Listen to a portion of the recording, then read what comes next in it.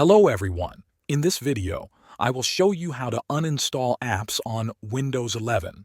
First, click on the Start button at the bottom of your screen. This is the Windows icon in the taskbar.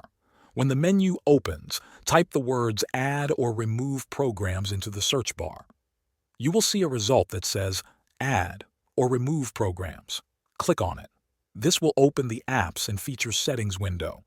Here, you will see a list of all the apps and programs installed on your computer.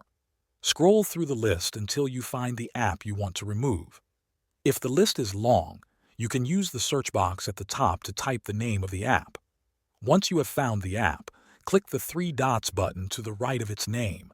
In the small menu that appears, click Uninstall. If a confirmation box appears, click Uninstall again. Some apps will remove themselves right away, while others may open an uninstaller window. If that happens, follow the steps on the screen until the process finishes. When the program is removed, it will no longer appear in the list. That is all you need to do to uninstall apps on Windows 11 using the Add or Remove Programs feature. Thanks for watching.